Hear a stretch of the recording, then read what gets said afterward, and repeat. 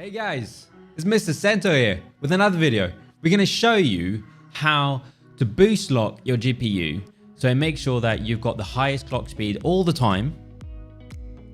There's a caveat here, okay? It will drop sometimes a little bit if you overclocked it a bit too much because of the temperature or maybe voltage or power. It will drop a little bit, right? But most of the time it will be boosting at the highest clock speed that you've set it. Right, first thing we're going to do is Google Chrome, as usual, right? The only reason I'm using Google Chrome is because I normally use Firefox. And search for EVGA, my bad, Precision X1. Check out the software. Download the latest version of EVGA Precision. There you go, download standalone version. Now this is downloaded. Follow the steps. There's nothing very special in terms of installation, so just follow the steps. I've already installed it now, so I'm not going to reinstall it again. It makes no sense. Why would I do that, right? So, I'm going to open EVGA Precision X1. It's opening up. Give it a minute, you know. And there we have it. We've got EVGA Precision open. First thing we're going to do, if you've never used this piece of software, is we're going to go to Setup, start with the operating system, start Minimize, and apply previous settings on load. Click Save. That's it. We click on Setup. Now, I've got a boost clock set up specifically for Battlefield 2042. Because other games, I can clock at high speed.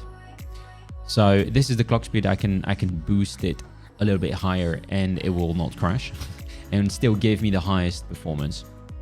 I'm not going to go through every single settings of EVGA Precision. There is plenty of other videos online for that. But what I'm going to show you is, look at that. So I'm going to open GPU-Z to give me what is the current clock speed of my GPU, memory clock, GPU temp, everything. I've got all the information here, fan speed, current fan speed, and so on and so on. Now, if you've noticed, I've set the clock speed to 100, right? And basically this will only apply another 100 megahertz on top of the 1755 when I am putting it under pressure, right? So it will get up to higher level. Now, clock speed, I'm normally at around 60 for Battlefield 2042. So I'm going to click Save and Apply. But I don't know if you've noticed, I was 1755. And the cool aspect of EVGA Precision, MSI doesn't do this, which is quite irritating. But EVGA Precision X1 does. And I'll just go to Boost Lock. There we have it. 2085 megahertz straight away. Look at that. We can see in the GPU clock that it's gone up from the previous 1755 to 2085. But also what you've noticed is power draw, right? It has gone up, sure, because, hey, we've just increased the frequency here. So we went from 116 watts all the way up to 153 watts. So it has a slight increase. Temperature went up as well, of course. Now we can see the GPU temp went from 48 degrees to 52.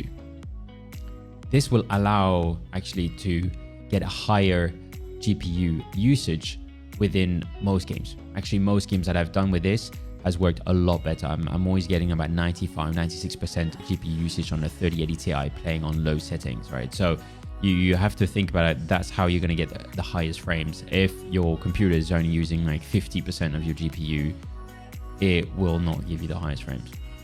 It's a fact, right? So here, as you can see, if I go to, I don't know, I can go up to, 120 actually without an issue. Apply, boom, 2130. We've increased that frequency 2130. Now, if I want to go, I can even go up to 150 easily if I wanted to. Apply.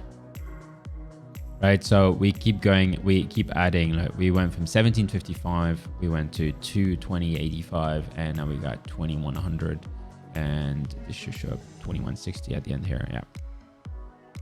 And this will allow you to keep that lock within the boost. Be aware, of course, you're using more your graphic card here. It is definitely helping in terms of increasing FPS within games. You can't do this with MSI except like trying to change the curve. And it's such a real pain to do. Just come here, click boost lock, and that's it. It's done, right? And then after that, when you stop gaming, just there you go, unticked it. Boom, it went back down. Right, we went back down to 1755, which is the standard clock speed of the 3080 Ti. So we're good. I hope you enjoyed the video. It's a short one, but it gives you all the information you need. If you have any questions, drop them in the comments. I'm more than happy to help you out. And if you enjoyed the video, drop a like, hit subscribe, and I'll catch you in the next one. See you later. Bye.